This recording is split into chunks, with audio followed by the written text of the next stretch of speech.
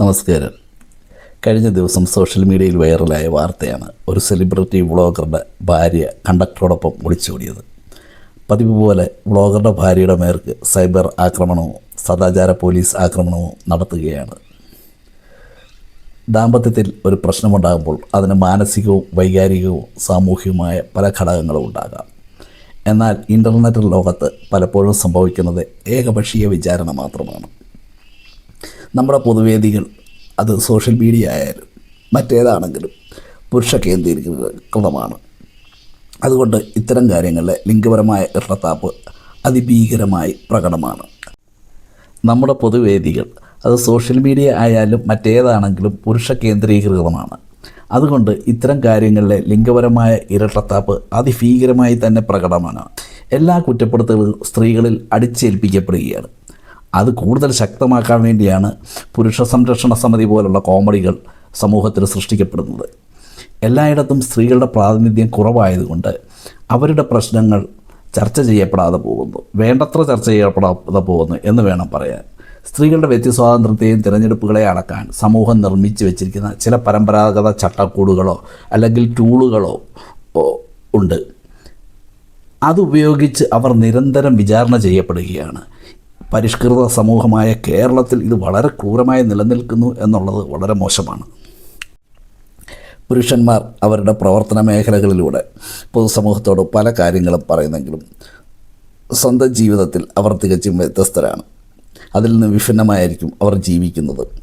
അതറിയാതാണ് പലരും ഇത്തരം കാര്യങ്ങളിൽ സ്ത്രീകളെ ആക്രമിക്കുന്നത്. ഇതിൻ്റെ ഒരു വലിയ ഉദാഹരണമാണ് നമ്മുടെ സംവിധായകൻ KG ജോർജിൻ്റെ ജീവിതം. മലയാളത്തിൽ സ്ത്രീകളുടെ പ്രശ്നങ്ങളെ അപഗ്രഥിച്ച് ഏറ്റവും കൂടുതൽ അല്ലെങ്കിൽ ഏറ്റവും നല്ല ചിത്രങ്ങൾ എടുത്തിട്ടുള്ളത് KG ജോർജാണ്. അദ്ദേഹത്തിൻ്റെ പ്രതിഭയെക്കുറിച്ച് പ്രത്യേകിച്ച് എടുത്തു പറയേണ്ട കാര്യമില്ല. സ്ത്രീ മനഃശാസ്ത്രം മനസ്സിലാക്കാൻ ശ്രമിക്കുന്ന ഒരാൾ KG ജോർജിൻ്റെ മറ്റൊരാൾ എന്ന സിനിമയും ആദാമിൻ്റെ വാരിയല് എന്ന ചലച്ചിത്രവും തീർച്ചയായും കണ്ടിരിക്കണം. കോലങ്ങൾ, ഉൾക്കടൽ, യവനിക, ലേഖയുടെ മരണം, ഒരു ഫ്ലാഷ് ബാക്ക്, ഇതൊക്കെ സ്ത്രീ മനഃശാസ്ത്രത്തിൻ്റെ നേർരേഖകളായുള്ള ചിത്രങ്ങളാണ്. സ്ത്രീകളെ വിമർശിക്കുന്നവർ ഏറ്റവും കുറഞ്ഞ് മറ്റൊരാൾ എന്ന ചിത്രവും ആദാമിൻ്റെ വാരിയല് എന്ന ചിത്രവും തീർച്ചയായിട്ടും കണ്ടിരിക്കണം. ഇനി ഞാൻ പറഞ്ഞ കാര്യങ്ങൾ സാധൂകരിക്കാൻ വേണ്ടി KG ജോർജും സൽമാ ജോർജും തമ്മിലുള്ള ഈ ഇൻ്റർവ്യൂ കൂടി ഒന്ന് കാണുക. സമൂഹത്തിൽ ചർച്ചാ വിഷയമാകേണ്ടിയിരുന്ന ഈ ഇൻ്റർവ്യൂ ആരും കണ്ടിട്ടില്ലെന്നാണ് എനിക്ക് തോന്നുന്നത്. ഒരുപക്ഷെ വളരെ ചുരുക്കം പേരെ കണ്ടിട്ടുള്ളൂ.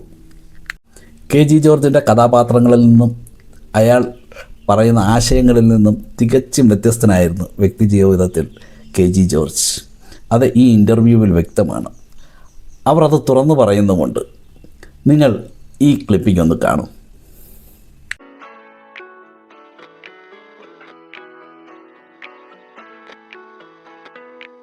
എൻ്റെ ഭർത്താവിനെ സംബന്ധിച്ചോളം പുള്ളി നല്ലൊരു കലാകാരനാണ്, നല്ല സിനിമ സംവിധായകനാണ്, എല്ലാ കഴിവുകളുണ്ട്. പക്ഷേ നല്ലൊരു കുടുംബനാഥനാണെന്ന് ഒരിക്കലും ഞാൻ പറയത്തില്ല. കാരണം എന്ന് വെച്ചാൽ പുള്ളിക്ക് ജീവിതത്തിൽ സെൻറ്റിമെൻറ്റ്സ് ഇല്ല. ഭാര്യയോടോ മക്കളോടോ സ്വന്തം അപ്പനോടോ അമ്മയോടോ എൻ്റെ അപ്പനോടോ അമ്മയോടോ സഹോദരങ്ങൾ ആരോടും ഒരു സിനിമ സമയം ഫ്രണ്ട്സ് വന്നാൽ ഭയങ്കര സന്തോഷവും അവരോട് ഭയങ്കര എന്താ പറയുക എന്താണെന്ന് അറിയത്തില്ല. അപ്പം ഞാൻ പലപ്പോഴും ചിന്തിച്ചു എന്തുകൊണ്ടാണ് ഈ മനുഷ്യൻ ഇങ്ങനെ പെരുമാറുന്നത്. ഫ്രണ്ട്സിനോട് ഭയങ്കര സ്നേഹം, സ്വന്തക്കാർ ആര് വന്നാലും മിണ്ടത്തില്ല. ആദ്യമേ ഇദ്ദേഹത്തെ കണ്ടുമുട്ടിയപ്പോൾ തന്നെ എല്ലാവരോടും ചാൻസ് ചോദിക്കുന്ന പോലെ ഞാൻ ഫിലിമിൽ ചാൻസ് ചോദിച്ചു. അപ്പോൾ ഈ സിനിമ ഫീൽഡിൽ നിന്ന് സപ്പോർട്ട് ചെയ്യാൻ ഒരാൾ വേണം. സപ്പോർട്ട് ചെയ്യാൻ ഒരാളില്ലാതെ ആർക്കും ഒന്നും ആകാൻ പറ്റത്തില്ല. അപ്പം എൻ്റെ അമ്മ പറഞ്ഞു ഒന്നും അല്ലെങ്കിലും KG ജോർജ് തിരുവല്ലക്കാരനാണ്, എൻ്റെ അമ്മയും തിരുവല്ലക്കാരിയാണ്, അദ്ദേഹം കല്യാണം കഴിച്ചു, അദ്ദേഹത്തിൻ്റെ സിനിമയെങ്കിലും നിനക്കൊരു പാട്ട് പാടാം. അങ്ങനെ ഭയങ്കര സന്തോഷത്തോടെ മനസ്സോടെ ഈ കല്യാണത്തിന് ഞാൻ സമ്മതിച്ചു. കാരണം എനിക്ക് കലയെ ആസ്വദിക്കുന്ന ഒരാളാണ് ആവശ്യം. കലാകാരനെ എനിക്ക് ഒരിക്കലും ഇഷ്ടമല്ലായിരുന്നു. കാരണം എൻ്റെ അനുഭവം വെച്ചാൽ നമ്മൾ ഓരോരുത്തർ ഇരുന്ന സമയത്ത് നമ്മളോട് പെരുമാറുമ്പോൾ ചെയ്യാൻ പറയുന്നു എനിക്ക് കലാകാരനെ വേണ്ട, കല ആസ്വദിക്കുന്ന ആളോ ഇത്. പക്ഷേ അപ്പോൾ എൻ്റെ അമ്മ പറയും നീ അങ്ങനെ ഇരുന്ന് കൂടി ഇരിക്കത്തേ ഉള്ളൂ, നമ്മുടെ സ്വഭാവത്തിന് ഇങ്ങനെ എങ്കിലേ പറ്റത്തുള്ളൂ. അപ്പോൾ ജോർജ് നിന്നെ കല്യാണം കഴിച്ചാൽ അദ്ദേഹത്തിൻ്റെ പഠിത്തലെങ്കിലും പാടാം. അങ്ങനെ ഒരു സന്തോഷത്തോടാണ് ഞാൻ പുള്ളിയായിട്ട് ഈ കല്യാണത്തിന് സമ്മതിക്കുന്നത്. എത്രയോ സിനിമകൾ എല്ലാ സ്ത്രീകൾക്ക് കൂടുതൽ ഇമ്പോർട്ടൻ്റ് എടുത്തുള്ള പടങ്ങളാണ്. പക്ഷേ സ്വന്തം അമ്മയുടെയും ഭാര്യയുടെയും മനസ്സ് കാണാൻ നിങ്ങളെ കൊണ്ട് കഴിഞ്ഞിട്ടില്ല. കാരണം എന്ന് വെച്ചാൽ ഇപ്പോൾ ആദാമിൻ്റെ ഭാര്യ എന്താ 3 ജനറേഷൻ സ്ത്രീകൾ, അതുപോലെ ഏത് സിനിമ എടുത്താലും സ്ത്രീകൾക്ക് പ്രാധാന്യം. പക്ഷേ ഭാര്യയുടെ അമ്മയുടെ മനസ്സ് കാണാൻ നിങ്ങൾക്ക് ഒരിക്കലും കഴിഞ്ഞിട്ടില്ല. ഇത്രയും വർഷം എങ്ങനെ ഈ പുള്ളിയോട് ജീവിച്ചെന്ന പോലെ എനിക്ക് അതിശയം തോന്നാറുണ്ട്. ജീവിതത്തിലൊരു ആത്മാർത്ഥതയില്ല, സെൻറ്റിമെൻറ്റ്സ് ഇല്ല, യാതൊന്നുമില്ല. നമ്മൾ സെക്സും വേണം, ഭക്ഷണവും കഴിക്കണം, നല്ല ഭക്ഷണം കഴിക്കണം. അപ്പൊ എനിക്ക് തോന്നി എങ്ങനെ ഇങ്ങനെ സ്ത്രീകളെ ഇത്ര പ്രോത്സാഹിപ്പിച്ച് ഈ പടങ്ങൾ എടുത്തു. അല്ല ഇത് പിന്നെ വേറെ കാര്യം കൂടെ പറയട്ടെ, സിനിമ കണ്ടുകൊണ്ടിരിക്കുക, ഏതെങ്കിലും സിനിമ കണ്ടുകൊണ്ടിരുന്നാൽ അതിനകത്ത് കുറച്ച് സെന്റിമെന്റ്സ് തരുന്ന കണ്ണാടിയൊക്കെ എടുത്ത് കണ്ണൊക്കെ തുടച്ച് കരഞ്ഞ് മൂക്കൊക്കെ ചീറ്റി ഭയങ്കര ഫീലിങ്സാ. പക്ഷെ ആ ഫീലിങ്സ് എന്തുകൊണ്ട് സ്വന്തം ഭാര്യയുടെ അടുത്ത് ഉണ്ടാകുന്നില്ല? നമ്മളെ വീട്ടിൽ എന്ത് വിഷമിച്ചെന്തായാലും ഒരു സങ്കടമില്ല. പിന്നെ പുള്ളി നല്ല സംവിധാനം, പുള്ളി സിനിമ ഉണ്ടെങ്കിലും പുള്ളിയുടെ ജീവിതത്തിൽ പ്രധാനം പെണ്ണ് സിനിമ, ഇത് രണ്ടേ പുള്ളിക്ക് താല്പര്യം. അങ്ങനെയുള്ളവർ കല്യാണം കഴിക്കാൻ പാടില്ല.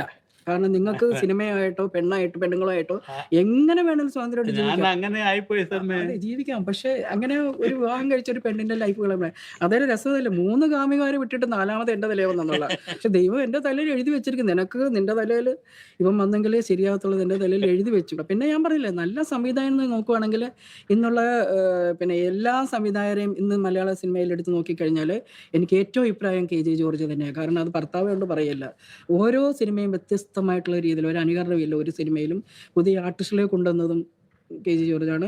അങ്ങനെയുള്ള ഓരോ കാര്യത്തിലും ഇന്നുള്ള എല്ലാ ഡയറക്ടറുടെയും ടോപ്പ് KG ജോർജ് തന്നെ. അത് അതെനിക്ക് മാത്രം പോരെ പറയാതിരിക്കാൻ സൽമേ. ഞാൻ അത്ര നല്ല ഭർത്താവുമല്ല, അത്ര നല്ല അച്ഛനും ഒന്നുമല്ല. അപ്പം എന്നെ സംബന്ധിച്ചിടത്തോളം ഈ കല്യാണം കഴിച്ചതിൻ്റെ പേരിൽ മക്കളുണ്ടായി എന്നേ ഉള്ളൂ.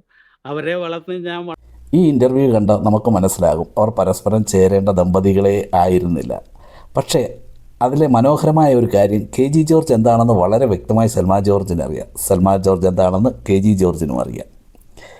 അവരത് പരസ്പരം അംഗീകരിക്കുന്നുണ്ട്. പക്ഷേ അവർ കലഹിക്കുകയല്ല, പരസ്പരം മനസ്സിലാക്കി ജീവിക്കുകയാണ്.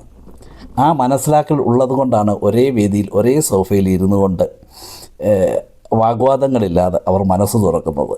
തങ്ങൾ ആരാണെന്നും പങ്കാളി എന്താണെന്നും രണ്ടുപേർക്കും വ്യക്തമായ ധാരണയുണ്ടായിരുന്നു.